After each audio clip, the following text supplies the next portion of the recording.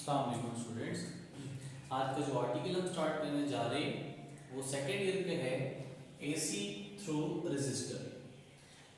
हमने आज पढ़ना क्या है कि बेसिकली जब आप रेजिस्टर को कोई भी एक एसी सोर्स से कनेक्ट कर देते हैं तो वो एसी सोर्स से जो करंट आपके पास रेजिस्टर के अक्रॉस जा रहा है और वहां पे जो पोटेंशियल ड्रॉप हो रहा है, हम इस आर्टिकल के जरिए से उन दोनों के दरमियान रिलेशनशिप फाइंड करने जा रहे हैं, उसको हम पढ़ना चाह रहे हैं। सबसे पहले रेजिस्टिव सर्किट क्या होता है, रेजिस्टिव सर्किट को डिफाइन किस तरह किया जाता है। हम डिफाइन इस तरह करते हैं रेजिस्टिव सर्किट को कि resistive circuit is a circuit in which an AC source, that is alternating current source, is connected with only resistor। के एक ऐसा सर्किट जिसमें एक AC सोर्स को आपने रेजिस्टर के अक्रॉस कनेक्ट किया हुआ हो, सप्लाई किया हुआ हो, उस सर्किट को नाम दिया जाता है रेजिस्टिव सर्किट का। अब जो हमने डेफिनेशन लिखी है उसके लिहाज से अगर मैं इसकी जो डायग्राम है उसको मैं कुछ ड्रॉ कर लेता हूं यहां से, तो डायग्राम आपके पास क्या होगी कि लेट्स से आपके पास एक सोर्स है जो कि एक अल्टरनेटिंग सोर्स है। ये जो आपके पास साइन होता है इट मींस दैट ये जो सोर्स आपके पास है ईएमएफ, ये एक अल्टरनेटिंग सोर्स है और इस सोर्स को आप कनेक्ट कर रहे हो किसी भी एक रेजिस्टर के अक्रॉस। तो लेट्स से हमारे पास जो यहाँ पे रेजिस्टर है वो सपोज करते हैं बेटा कि ये आपके पास क्या है, एक रेजिस्टर है जिसकी रेजिस्टेंस हम आर से शो कर रहे हैं। तो अब ये जो आपके पास सर्किट है इस सर्किट को नाम दिया जाएगा, this circuit is known as resistive circuit. अब बेटा इस रेजिस्टर के अक्रॉस अगर यहां से करंट फ्लो करता है तो ये करंट इस रेजिस्टर से पास करेगा एंड देन एक साइकिल कंप्लीट करके एक लूप बना देगा। तो इसमें से जो करंट फ्लो कर रहा है लेट्स से इसको हम डिनोट करते हैं कैपिटल आई से। Capital I is the current flowing through that resistor और इस रेजिस्टर के अक्रॉस जो पोटेंशियल ड्रॉप होगा उसको हम नाम देते हैं, लेट्स डिनोट करते हैं कैपिटल वी से। अब इसके बाद आपने हेडिंग का नाम देना है एक्सप्लेनेशन का, और इस एक्सप्लेनेशन को हम कैसे लेके चलेंगे स्टार्ट करते हैं बेटा।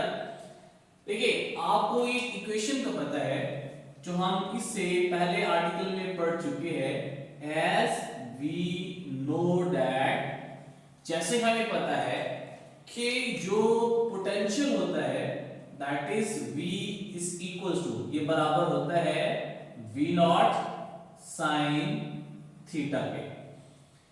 अब इस इक्वेशन को जरा देखिए, यहां पे इस V को हम नाम देते हैं, this is known as instantaneous voltage, और जो यहां पे V नॉट लिखा हुआ है इस V नॉट को हम कहते हैं कि इट इज द मैक्सिमम, या फिर इसको हम नाम देते हैं पीक वैल्यू का।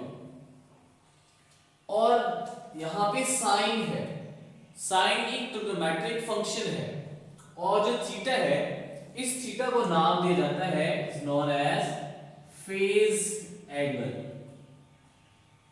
तो जरा बेटा देखिए ये जो आपकी इक्वेशन है, इस इक्वेशन को अगर मैं एक नाम दे दूं कि लेट्स से आपके पास इक्वेशन है ए, तो इस इक्वेशन से मैं लिख सकता हूं कि जो वोल्टेज है वो किसके ऊपर डिपेंड कर रही है, voltage only depends upon phase angle theta. और अगर मैं इसको मैथमेटिक्स की टर्म में कहूं तो मैं इसको कुछ इस तरह से लिख सकता हूं कि voltage is a function of sine theta. तो ये फंक्शन है किसका, साइन थीटा का फंक्शन है। और आपको बेटा पता है कि जब हम साइन थीटा की बात करते हैं तो यहां से जो एक सिग्नल जनरेट होता है, उस सिग्नल की जो शेप होती है उसको हम कहते हैं ये क्या है, साइनोसॉइडल वेव है या साइनोसॉइडल शेप होती है। अगर मैं इस इक्वेशन के मुताबिक ग्राफ ड्रॉ करूं इसका, इस वोल्टेज के लिए, तो बेटा वो वोल्टेज का ग्राफ मैं कुछ इस तरह से ड्रॉ कर सकता हूं कि लेट्स से बेटा आपके पास ये क्या है, एक वैल्यू आपके पास है जो कि एक सर्कल तक मैं लेट्स से सपोज करता हूं कि एक पोटेंशियल का जो ग्राफ है वो ये बन रहा है। हमारे पास ये 0 x एक्सिस के लॉन्ग आपके पास बेटा यहाँ पे टाइम है, और इस एक्सिस के ऊपर मैं यहाँ पे ले रहा हूँ कि क्या है, फिलहाल पोटेंशियल है। और यहाँ पे वैल्यूज देखिए, ये वैल्यूज एक मैक्सिमम वैल्यू, और यहाँ पे ये वैल्यू आपके पास क्या होगी, एक मैक्सिमम वैल्यू होगी। यहाँ पे मैक्सिमम वैल्यू जो है वो 0 के अपर है, तो उसको हम कहेंगे पॉजिटिव y एक्सिस के लॉन्ग है, तो इसको मैं नाम देता हूं लेट्स से ये आपके पास क्या है, पॉजिटिव v नॉट। इसी तरह यहां पे जो मैक्सिमम वैल्यू है, चूंकि वो नेगेटिव x एक्सिस के ऊपर है, नेगेटिव y एक्सिस के ऊपर है, तो इसको मैं नाम देता हूं ये क्या है, नेगेटिव v नॉट, जो कि शो कर रहा है कि यहां पे वैल्यू मैक्सिमम जरूर है लेकिन वो चूंकि नेगेटिव साइड के ऊपर है। अगर इस इक्वेशन ए के ऊपर है, आप क्या करें, आप डिवाइड करें इक्वेशन ए को, divide equation A by capital R, both sides पे आप कैपिटल आर से इसको डिवाइड कर दें। इट मींस दैट यहां पे आपके पास बनेगा v divided by r is equals to v not divided by r into यहां पे आपके पास क्या है, साइन थीटा। अब जरा देखिए बेटा, अगर आपको चैप्टर 2 याद हो, पिछले जब हम इस बुक का सेकंड चैप्टर पढ़ रहे थे, तो उसमें आपने क्या पढ़ा था, according to Ohm's law I is equals to v by r के। तो इस इक्वेशन को जरा देखें तो v बाय r है, तो इसकी जगह मैं लिख सकता हूं कि I इज इक्वल्स टू, और v नॉट और r है, इट मींस दैट यहां पे क्या आएगा, I नॉट, और जो आपके पास साइन थीटा है ये एज इट इज आ जाएगा। इस इक्वेशन को जरा मैं नाम देता हूं कि ये क्या है, इक्वेशन b है।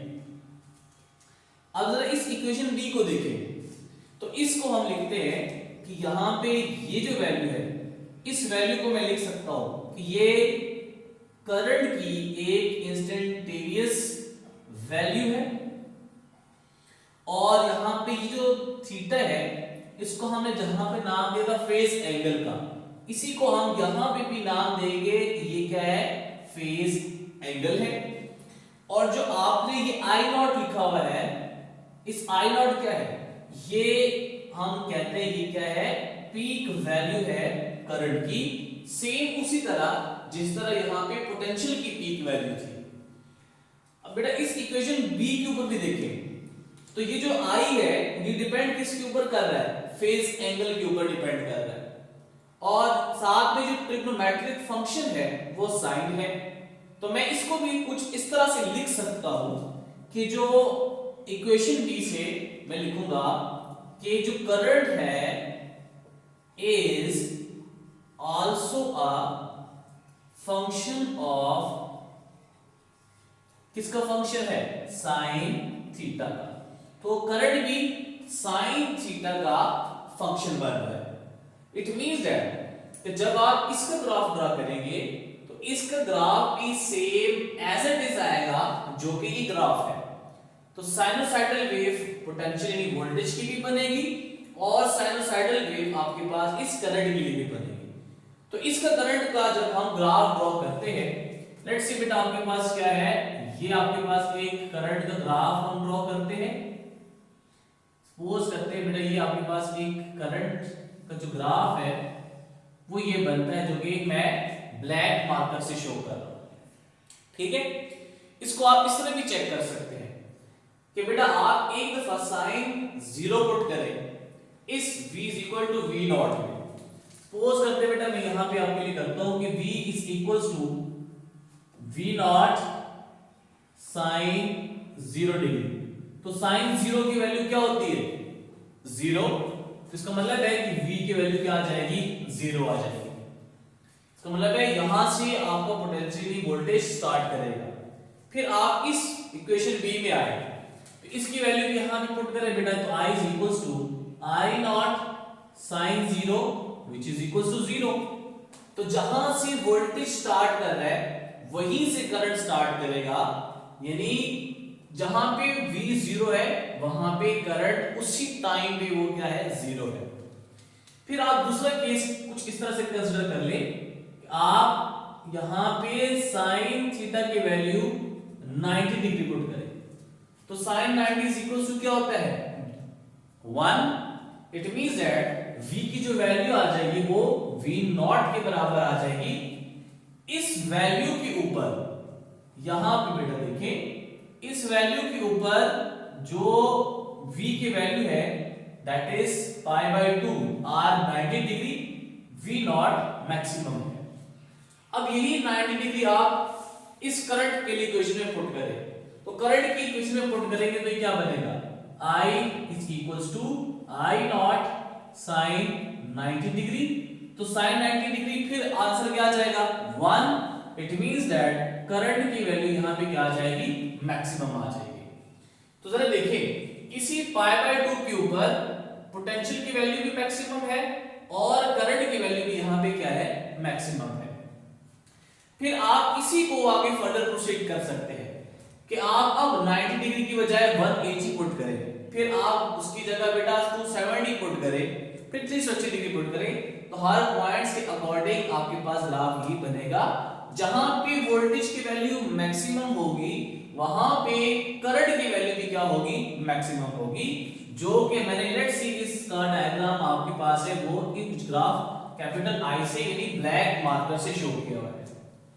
अगर आपने देखिए इस वैल्यू को इस ग्राफ से मैं क्या कह सकता हूं, मैं क्या कंक्लूड कर सकता हूं कि जहां पे वोल्टेज 0 है करंट भी 0 है, जहां पे वोल्टेज मैक्सिमम है करंट भी मैक्सिमम है, जहां पे फिर वोल्टेज 0 है करंट भी वहां पे क्या हो जाएगा मैक्सिमम। और फिर आपके पास ये वोल्टेज नेगेटिव जा रहा है तो करंट भी नेगेटिव जा रहा है। जिस पॉइंट के ऊपर वोल्टेज की वैल्यू नेगेटिव मैक्सिमम है उसी पॉइंट में करंट की वैल्यू भी मैक्सिमम है जो कि नेगेटिव साइड पे है। फिर दोबारा दोनों डिक्रीज कर रहे हैं और 0 के ऊपर आ रहे हैं। इट मींस दैट इसके ऊपर मैं कुछ कंक्लूड इस तरह से कर सकता हूं कि potential that is voltage and current changes simultaneously change होते हैं और इसी को मैं लिख सकता हूं कि that is decreases and increases simultaneously. दोनों इंक्रीज भी और डिक्रीज भी करते हैं एक ही तरह के and becomes 0 and maximum at same time।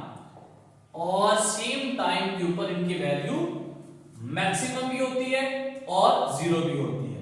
ठीक है, अब जो आपने लिखा हुआ है बड़ी इंपॉर्टेंट बात लिखने लगा यहां पे, इंपॉर्टेंट रिजल्ट लिखने लगा हो कि hence voltage and current are ये दोनों आपस में क्या है in phase। it means that there is no phase difference between current and voltage in pure resistive circuit। pure resistive circuit में इन दोनों के दरमियान फेज डिफरेंस मौजूद नहीं होता। अब जो आपने लिखा हुआ है इसी को बेटा आप यहां पे वेक्टोरियल डायग्राम में रिप्रेजेंट करें। इट मींस दैट बेटा कि जो वोल्टेज है अगर वो इस डायरेक्शन में है, लेट्स सी आपके पास क्या है V है, और जो करंट है वो भी इसी डायरेक्शन में आपके पास जा रहा है। इसका मतलब ये है कि अगर मैं इसको एक ही डायग्राम में शो करूं तो एक ही डायग्राम में मैं कुछ इस तरह से शो कर सकता हूं कि यही डायरेक्शन आपके पास करंट की भी है और यही डायरेक्शन बेटा आपके पास वोल्टेज की भी है। तो यहां पे इस डायग्राम को हम लिखते वेक्टोरियल डायग्राम में रिप्रेजेंट करते हैं। लेकिन याद रखें बेटा कि जो करंट है और वोल्टेज है बोथ आर स्केलर क्वांटिटीज, ये वेक्टर्स नहीं होते, जस्ट उनको एक यहां पे रिप्रेजेंट करने का तरीका है। तो ये बात जहन में रखनी है कि they are not vector quantities, they are scalar quantities. ठीक है, अब देखिए हम इस रेजिस्टर के अक्रॉस जो पावर डिसिपेशन है अब उसको हम स्टडी करते हैं। पावर डिसिपेशन अक्रॉस रेजिस्टर, और पावर डिसिपेशन का फॉर्मूला क्या होता है बेटा? फॉर्मूला बेटा होता है P is equals to IV, और इसी फॉर्मूले से आपके दो फर्दर फॉर्मूले हम बनाते हैं। एक फॉर्मूला होता है P is equals to I square R, और दूसरा फॉर्मूला होता है P is equals to V square divided by R। अब यहां पे एक बात, दो पॉइंट्स आपने जहन में रखने हैं। वो पॉइंट्स क्या है बेटा कि अगर तो पावर यानी कि पॉजिटिव आ रही है या पावर अगर आपके पास नेगेटिव आ रही है, इट मींस दैट अगर पावर पॉजिटिव है तो पावर इज डिसिपेटेड, पावर आपकी क्या हो रही है? डिसिपेट हो रही है, और वो किसके अक्रॉस हो रही है? अक्रॉस रेजिस्टर के।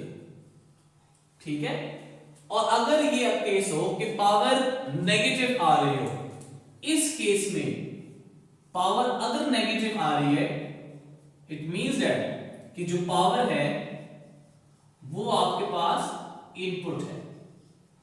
ठीक है, अब जरा देखिए बेटा, अक्सर बच्चे के माइंड में यहां पे क्वेश्चन ही आता है कि सर जो वोल्टेज है उसकी जो वैल्यू है वो मैक्सिमम है और वहीं पे करंट की वैल्यू मैक्सिमम है, लेकिन डायग्राम में अगर आप देखें तो वोल्टेज की जो पीक है वो ज्यादा बन रही है और जो यहां पे करंट की जो पीक बन रही है मैक्सिमम की वो उससे लेस बन रही है। तो बेटा इसकी रीजन देखें, आपने फॉर्मूला पढ़ा है कि जो V is equals to I R। ठीक है, अब जो सर्किट में यहां पे रेजिस्टर लगा हुआ है इसकी वैल्यू के ऊपर डिपेंड करता है कि वोल्टेज कितनी होगी, और अगर ये वोल्टेज ग्रेटर आनी चाहिए I से तो ये कब हो सकता है? अगर ये तब हो कि जो R की वैल्यू हो वो 1 से क्या हो जाए? ग्रेटर हो जाए। तो हमारे सर्किट में तो जो रेजिस्टर लगा होता है वो मेगा ओम में लगा होता है, यानी उसकी वैल्यू 1 से ज्यादा होती है, तो इसलिए जो वोल्टेज की पीक वैल्यू आती है वो करंट के मुकाबले में ज्यादा होती है। अब आपके पास पावर डिसिपेशन है तो पावर डिसिपेशन को हम जरा ड्रॉ करते हैं। ठीक है बेटा, जरा देखिए, अगर आप इन जो आपने ये ड्रॉस किए हुए हैं, डायग्राम ड्रॉ की हुई है, इन डायग्राम को जरा देखिए, मैं इसको 4 हिस्सों में डिवाइड करता हूं, 4 क्वार्टर में डिवाइड कर देता हूं। एक ये वाला क्वार्टर है जो मैंने यहां पे लाइन लगाई हुई है, और दूसरी क्वार्टर बेटा आपके पास ये वाली है, और तीसरी क्वार्टर बेटा मैं सपोज करता हूं ये है, the fourth and this one. अगर आप इस जीरो रेफरेंस लाइन को देखें तो upper part positive and lower part is negative. तो जरा देखिए बेटा, जो पावर की डिसिपेशन की बात होगी, अगर आप फर्स्ट इस पार्ट में देखें, जो ये वाला पार्ट है, इसमें करंट और I दोनों की जो वैल्यू है वो पॉजिटिव है। तो it means that according to the formula P is equal to IV, power की वैल्यू भी क्या आएगी? पॉजिटिव आएगी। कि सेकंड पॉइंट में देखिए वोल्टेज डिक्रीज कर रहा है, करंट भी डिक्रीज कर रहा है, लेकिन यहां पे जीरो है, उससे अपर पार्ट इस पार्ट में देखें तो फिर भी जो करंट है उसकी वैल्यू भी पॉजिटिव और वोल्टेज की वैल्यू भी पॉजिटिव, तो फिर भी आपको जो पावर है वो क्या आ रहा है, पॉजिटिव आ रहा है। आप जरा इस पॉइंट से, यहां पे मैं पॉइंट कहता हूं ए, इस ए पॉइंट से डाउनवर्ड जाए इस बी की तरफ, तो बेटा इस पार्ट में जरा देखिए जो करंट है उसकी वैल्यू क्या है, नेगेटिव, वोल्टेज इसकी वैल्यू भी क्या है, नेगेटिव। तो आप इस फॉर्मूले में पुट करें तो ये आएगा P is equals to minus I into minus V, तो फिर भी आपका नेगेटिव नेगेटिव आंसर क्या आ जाएगा, पॉजिटिव आ जाएगा। फोर्थ पार्ट में देखें तो फोर्थ पार्ट में भी I की वैल्यू नेगेटिव, V की वैल्यू नेगेटिव, फिर आप जरा पुट करें तो पावर की वैल्यू फिर भी क्या आ जाएगी, पॉजिटिव आ जाएगी। इट मींस दैट कि जो यहां पे सबसे इंपॉर्टेंट बात मैं लिखने जा रहा हूं कि जो पावर डिसिपेशन है, पावर डिसिपेशन अक्रॉस रेजिस्टर, और वो किस में है, in pure resistive circuit, pure resistive circuit is always positive, तो वो हमेशा उसकी वैल्यू क्या आएगी, पॉजिटिव आएगी। ये बात आपसे बेटा एमसीक्यूज में पूछी जा सकती है, तो अगर आप इसका ग्राफ ड्रॉ करेंगे तो उसका जो ग्राफ आएगा बेटा पावर का, वो आपके पास यहाँ पे पॉजिटिव एंड देन आपके पास ये पॉजिटिव, तो जो आपके पास ये रेड मार्कर से है ये क्या शो कर रहा है, दिस इज पावर। तो पावर प्योर रेजिस्टर की हमेशा क्या होती है, पॉजिटिव होती है। तो ये बेटा आपके पास कुछ बातें थी इसी थ्रू रेजिस्टर के। उम्मीद है आपको लेक्चर समझ आया होगा। कोई क्वेश्चन आप पूछ सकते हैं, नेक्स्ट लेक्चर में फिर हाजिर होंगे, तब तक के लिए बेटा अल्लाह हाफिज।